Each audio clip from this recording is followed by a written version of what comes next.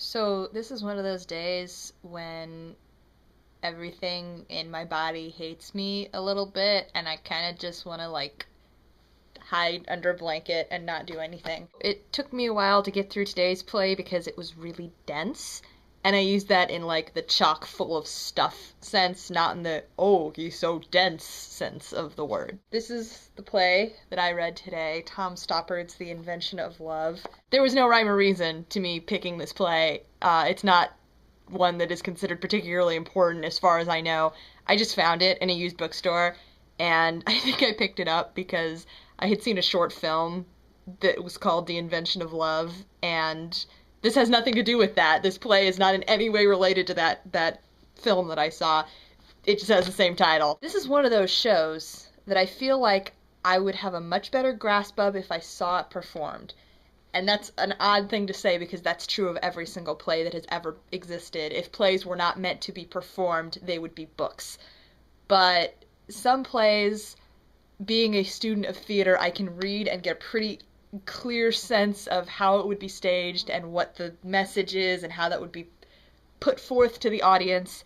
This show, it was a little bit more difficult. I loved the language in this show. It was so poetic. It reminded me a lot of Eric Overmyer, who's one of my favorite playwrights, and I'm probably going to be mentioning him a lot in this vlog, so I apologize for that. All he does is play with language, and it's fantastic, and all of his lines are poetic and beautiful and just roll off the tongue and make you want to keep listening, and it's amazing. And Tom Stoppard had the same effect on me. It's a memory play, which, if you don't know what that means, think of the Glass Menagerie, which is all taking place in the memory of the main character. This play is a little bit less linear than the Glass Menagerie. It's about this man, Alfred, who's being taken across the River Styx after he's died, obviously. And he starts seeing characters from his past. So he sees the man he was in love with, and he sees some of his classmates and his professors from when he was in college, and so on and so forth. So I feel like this is one of those shows, one of every play that's ever existed, where I'd really like to see this staged. That's true of every play. But this one in particular, I would love it if someone put this show on in my city and I could go see it, because I feel like then I would really be able to make the connection to it. Even though it was a little bit more challenging for me to get through, I really, really felt like I had a connection with the main character in this show. Side note, there are a lot of characters in this show. Look at this. Look at all of those characters. That is a lot of characters. Maybe I'm just giving it a hard time because I read Driving Miss Daisy yesterday, which has a cast of 3, and this has a cast of 20. I was really invested in the main character's journey, and part of it, I think, is because you get the old Alfred, who's going off to die, or has died, rather. He's going across the River Styx.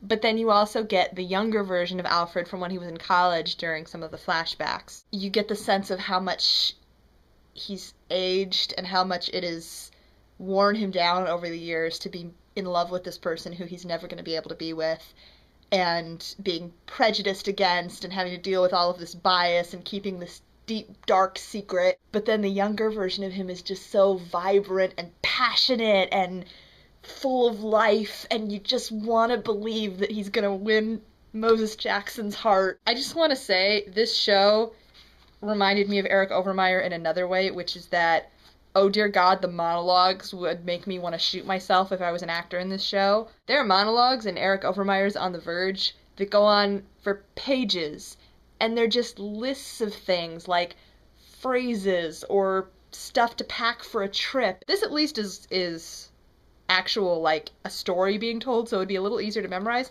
But look at that. You see that huge chunk of dialogue? That's all one person saying that at once. That's like a monster log. Why would you do that, playwright? Do you hate actors? Okay, Oscar Wilde makes an appearance in this show, and I don't mean you can tell that Tom Stoppard's been influenced by Oscar Wilde. No, Oscar Wilde is a character in this show. So my quote is, "Better a fallen rocket than never a burst of light." Did Oscar Wilde actually say that? I don't know if that's Tom Stoppard being brilliant or Oscar Wilde being brilliant. Okay, I looked it up. Tom Stoppard wrote it. I get really excited about these things. I'm gonna do Shakespeare tomorrow, don't know what yet. Yeah. Okay. Hopefully, I won't be quite so tomorrow. Bye bye.